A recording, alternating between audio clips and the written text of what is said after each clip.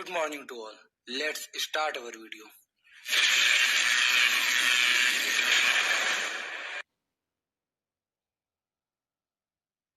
जैसा कि हमने अपनी कल की वीडियो में विभव मापी के बारे में पढ़ा था, तो विभव मापी के दो अनुप्रयोग होते हैं जो आपके लिए काफ़ी ज़्यादा इम्पोर्टेंट हैं। तो उन दोनों अनुप्रयोग में जो आपका पहला अनुप्रयोग है, यानी दो सेलों के विद्युत वाहक बलों की तुलना करना, वो आज हम पढ़ेंगे। तो चलिए शुरू करते हैं। तो हेडिंग है आपकी विभव मापी द्वारा दो सेलों के विद्युत वाहक बलों की तुलना करना। अगर आपने पिछला वीडियो देखा है और समझ में आया है तो ये आपके लिए बहुत ज़्यादा इजी होगा। तो सबसे पहले हम क्या करते हैं, इसका परिपथ समझते हैं। तो ये आपके सामने परिपथ रहा। अगर इस परिपथ को थोड़ा सा आप ध्यान से देखेंगे तो परिपथ का यहाँ से अगर हम इसको काटें तो ऊपर का पार्ट देखिए बिल्कुल सेम है, जैसा विभव मापी में था वैसा का वैसा इसमें। ए सिरा जो है तार है, एक आपका एसी है। एसी तार का जो ए सिरा है इसको बैटरी के धन सिरे से जोड़ा गया। ये देखिए बैटरी का कौन सा सिरा, धन सिरा। बैटरी के ऋण सिरे को कुंजी से जोड़ा गया है। कुंजी से होते हुए धारा नियंत्रक, ये जो RH लगा है रोस्टेस धारा नियंत्रक, इसकी सहायता से किसमें जोड़ दिया गया, बिंदु C में। सेम यही फिगर कल भी था। अब इस फिगर में जो थोड़ा सा चेंज हुआ है उसको समझते हैं। कल वाला जो फिगर आपका था उसमें ये जो दूसरी बैटरी लगी, यानी इसको अगर हम छुपा दें, इस दूसरी बैटरी को ना देखें, तो ये जो फिगर था ये कल का फिगर था। कल क्या चीज कही गई थी, एक बैटरी ली गई थी दूसरे परिपथ में, यानी अगर द्वितीय परिपथ की बात करें, इसके नीचे यहाँ से नीचे की अगर बात करें दूसरा परिपथ, तो आपका एक बैटरी ली गई थी, जो एक सेल लिया गया था जिसका विद्युत वाहक बल E था। उसके प्लस सिरे को A से जोड़ा गया था, माइनस सिरे को कुंजी की सहायता से धारा मापी यानी गैल्वानोमीटर G से जोड़ा गया था, और उसके दूसरे सिरे पर सर्प कुंजी लगाई गई थी जिसको हम उस तार पर मूव कराते हैं, तार पर घिसते हुए आगे बढ़ाते हैं, और हम जीरो देखते हैं। जहां पर जीरो आ जाता है धारा मापी में रीडिंग, यानी विक्षेप जीरो हो जाता है, उस स्थिति को हम नोट कर लेते हैं। इस कंडीशन में क्या करा गया, हमको दो सेलों के विद्युत वाहक बलों की तुलना करनी है। तो हमने नीचे बस एक काम किया, एक नहीं दो सेल लगाए।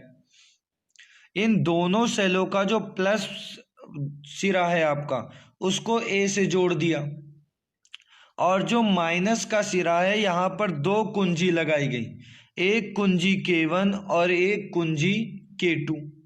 फिर आगे सेम टू सेम वही काम, गैल्वानोमीटर और गैल्वानोमीटर के आगे सर्प कुंजी ऐड करी गई। अब इसमें आपको समझना क्या है, जब हम कुंजी K1 को जोड़ देते हैं, जैसे ही हमने कुंजी K1 को जोड़ा तो आपकी विद्युत धारा, जो आपका सिस्टम परिपथ चालू होगा, वो यहाँ से इस तरह चालू हो जाएगा परिपथ। ये E2 का कोई काम नहीं रहेगा।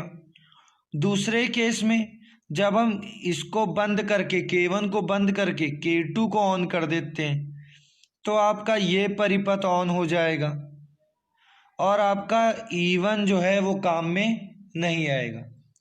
अगर इनडायरेक्ट वे में हम कहना चाहे तो हम क्या कर रहे हैं, एक बार E1 को परिपथ में लगा रहे हैं और एक बार E2 को परिपथ में लगा रहे हैं, और दोनों बार ये चेक कर रहे हैं कि आपका जो विक्षेप होता है, यानी धारावाही में जो शून्य विक्षेप की स्थिति है वो कहाँ पर प्राप्त हो रही है। ये काम हमको करना है। तो यही आपका पूरा परिपथ का चित्र है और यही आपकी क्रिया विधि है जिसको हम समझेंगे। चलिए आगे देखते हैं। तो परिपथ की रचना में हमने लिखा, ऊपर वाला पार्ट पहले हमने जो कल लिखा था सेम टू सेम आज लिखा है। आप चाहें तो मैच कर सकते हैं क्योंकि वही कॉपी पेस्ट किया गया, ऊपर वाला पार्ट बिल्कुल सेम रहेगा। तो लिखा क्या है, विभव मापी के परिपथ में तार AC का A सिरा बैटरी के धन सिरे से, बैटरी का ऋण सिरा, कुंजी, यहाँ पे कुंज दो बार आ गया है, इसको कट कर दीजिएगा, कुंजी के तथा धारा नियंत्रक के द्वारा तार के दूसरे सिरे C से जोड़ा जाता है। इस परिपथ को मुख्य परिपथ या प्राथमिक परिपथ कहते हैं।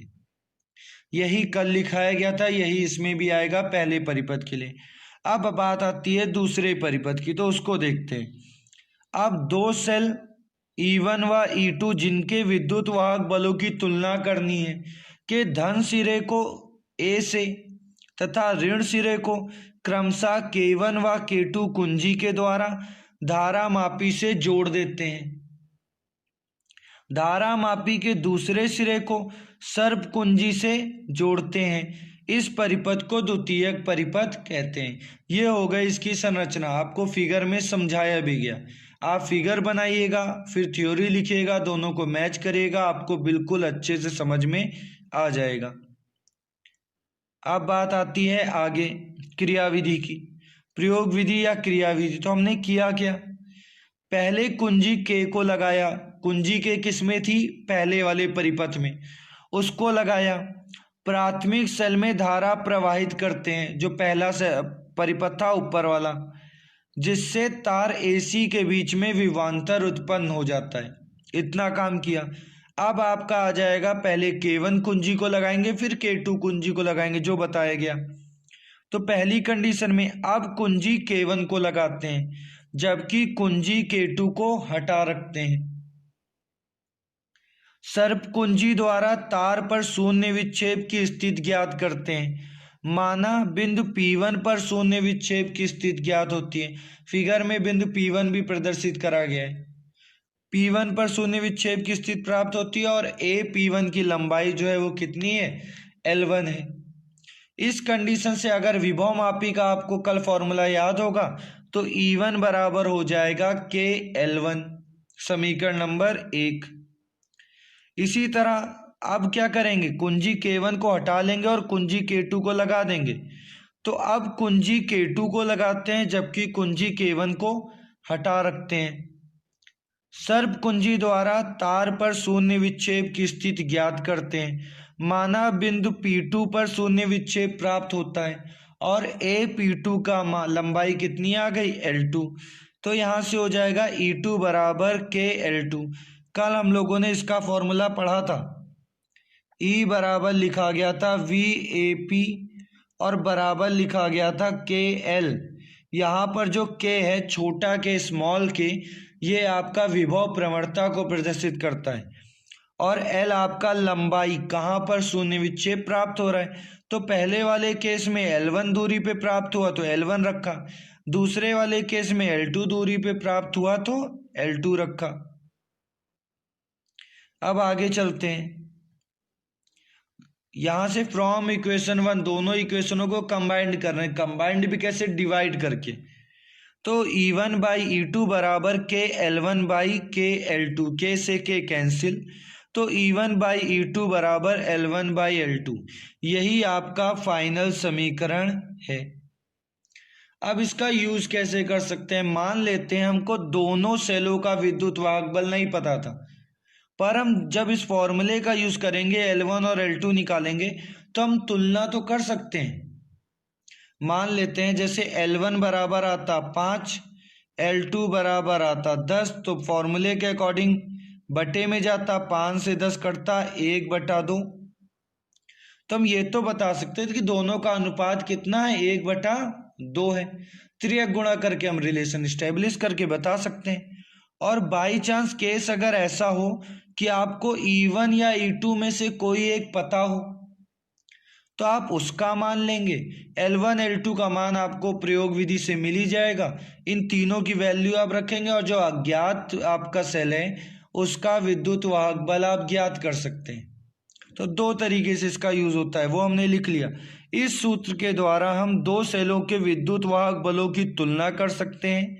यदि हमें एक सेल का विद्युत वाहक बल ज्ञात हो तो हम दूसरे सेल का विद्युत वाहक बल ज्ञात कर सकते हैं। अब बात आती है जितने भी आपके फिगर बेस आपके डेरिवेशन है परिपथ बेस, उनको आप कैसे याद करोगे।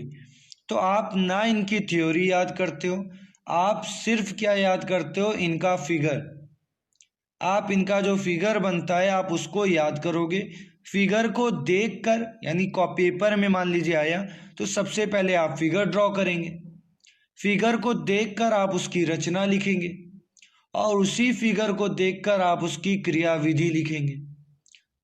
तो ये आपका प्रोसीजर होता है इस तरह के क्वेश्चनों को इजीली याद करना।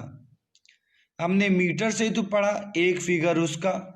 हम लोगों ने विभव मापी पढ़ा, एक फिगर उसका। हम लोगों ने विभव मापी के आज ये पढ़ा, एक फिगर इसका आया। और मीटर से तो एक फिगर उसका, यानी एक डेरिवेशन में एक ही फिगर आपको याद करना है और आपका काम हो जाएगा। तो आज के लिए इतना ही।